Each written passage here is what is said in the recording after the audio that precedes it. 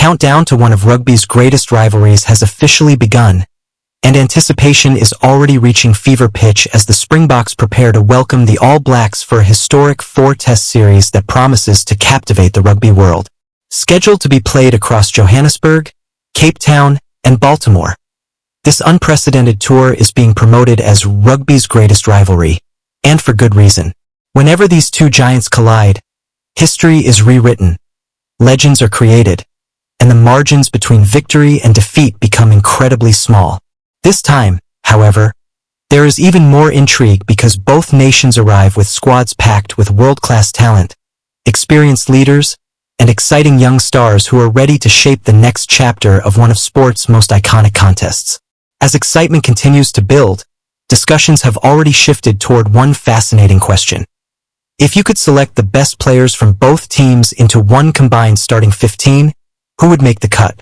The selections reveal just how dominant the current Springbok squad has become, while also highlighting why the All Blacks remain one of the few teams capable of challenging the reigning world champions. Starting from the back, the number 15 jersey belongs to Damian Willemse, and it is difficult to argue against that decision after his outstanding performances during the recent Nations Championship.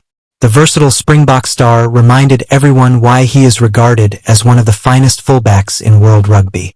Against England, Willemse was simply sensational under the high ball, commanding every aerial contest while also launching dangerous counterattacks whenever space appeared. His confidence, composure, and decision-making transformed South Africa's backfield into a genuine attacking weapon.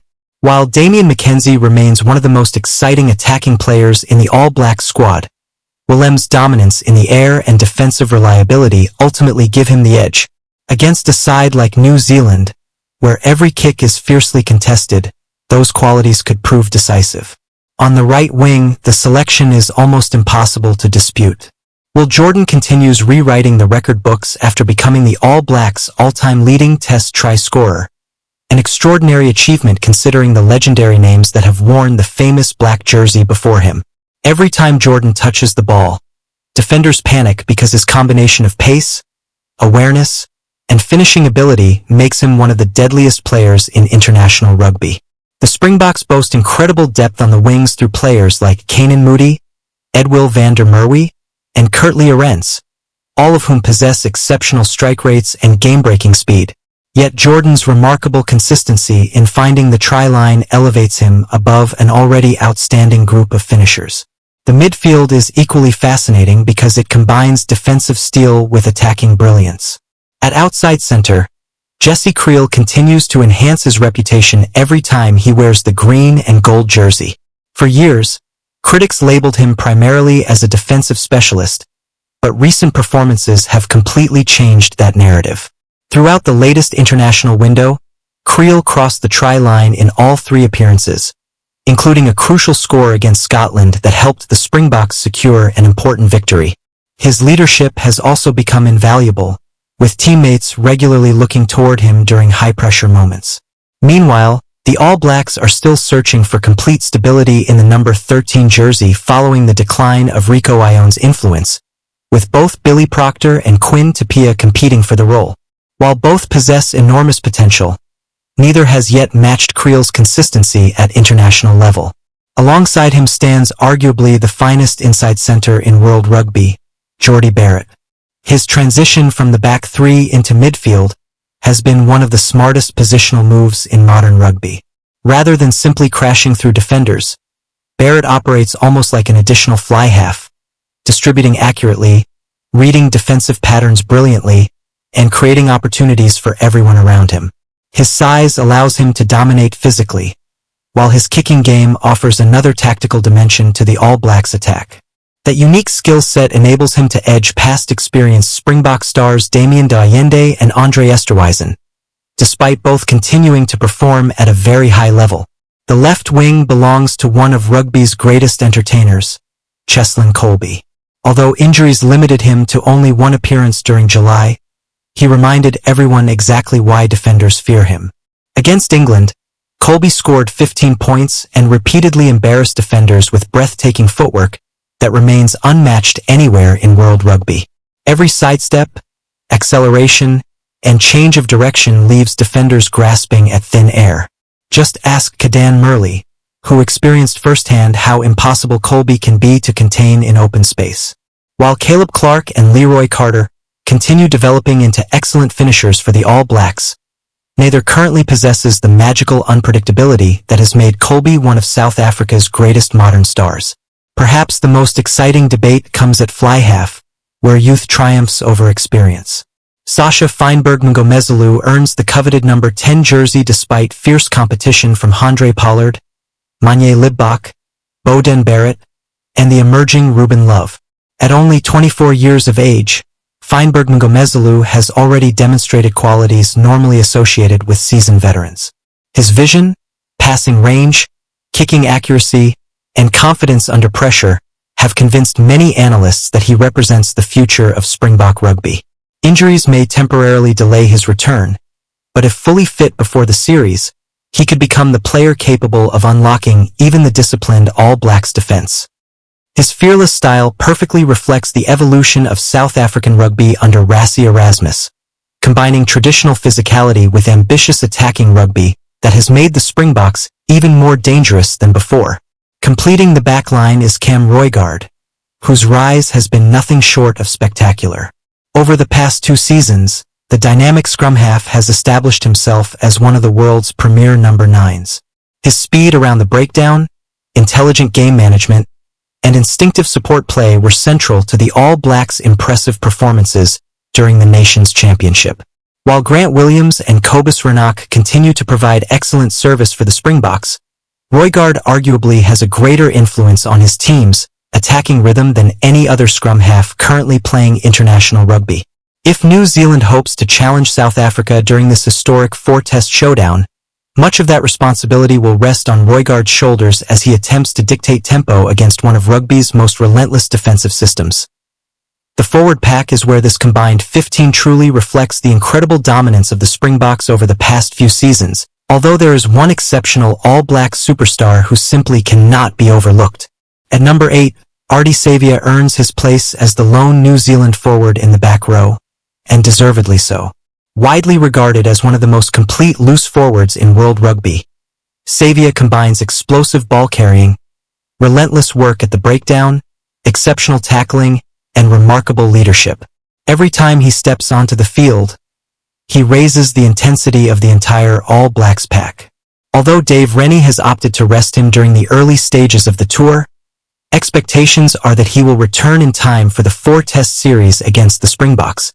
His battle against South Africa's physical forwards could easily become one of the defining contests of the series. Jasper Wiese has been outstanding for South Africa and would make almost any World 15, but Savea's ability to influence every aspect of the game ultimately gives him the slight advantage.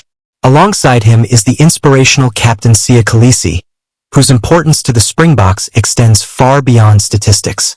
Time and time again, Kolisi has delivered his finest performances when facing rugby's biggest challenges, and clashes against the All Blacks have consistently brought out the very best in him.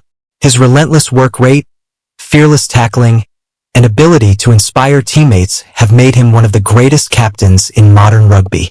While New Zealand continues searching for complete stability at openside flanker, Kolisi remains the undisputed leader in the number 7 jersey. His experience in high-pressure tests will be invaluable as South Africa aims to maintain its dominance over its oldest rival. Completing the back row is the unstoppable Pieter-Steph du Toit, a player whose consistency has become almost legendary. The double World Rugby Men's Player of the Year rarely delivers anything less than excellence.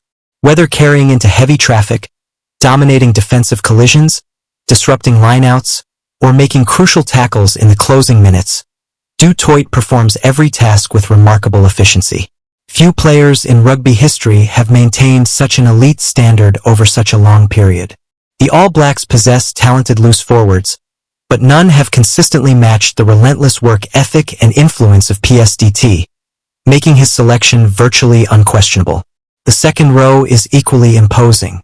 Ruan Nche continues to strengthen his reputation with every international appearance. While names like Scott Barrett and R.G. Snyman naturally enter the conversation, Nche's exceptional form during the Nations Championship makes him impossible to ignore. His tireless work around the field, accuracy at the line-out, and willingness to contribute in every phase of play have transformed him into one of the most dependable locks in world rugby. Modern rugby demands second-row players who can contribute far beyond the set piece, and Nche embodies exactly that evolution.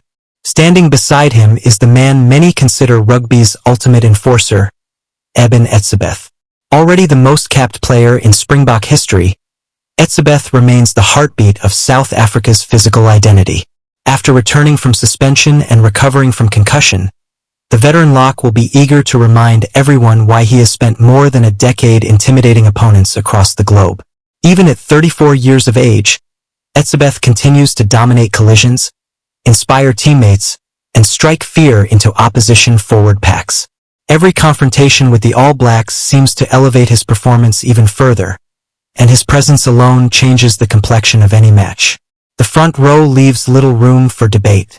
At tight head prop, Du Toit earns recognition following a remarkable rise in form. His transformation during his time with Bath established him as one of rugby's premier scrummagers, while his improved mobility and work around the field have made him a complete front row player. Whether starting or finishing games, Du Toit consistently delivers dominance at the set piece, and few props in world rugby currently match his overall impact. Hooker belongs to Marx, whose recent performances have only reinforced his status as arguably the finest number 2 in the sport. The reigning World Rugby Player of the Year has become the benchmark for modern hookers, combining devastating carries, flawless line-out throwing, dominant tackling, and unmatched breakdown expertise. Although Cody Taylor remains one of the All Blacks' most reliable performers, Marx currently operates on another level. Every time he wears the green and gold jersey, he seems capable of changing the momentum of a match through sheer physical dominance. Completing the pack is Nche, another cornerstone of South Africa's formidable scrum. When fully fit, Nche offers an extraordinary combination of brute strength and surprising athleticism. Not only is he among the best scrummaging loosehead props in international rugby, but his handling skills and footwork regularly allow him to contribute like an extra backline player. His ability to maintain stability at the scrum while also creating opportunities in open play perfectly represents the evolution of the modern Springbok forward.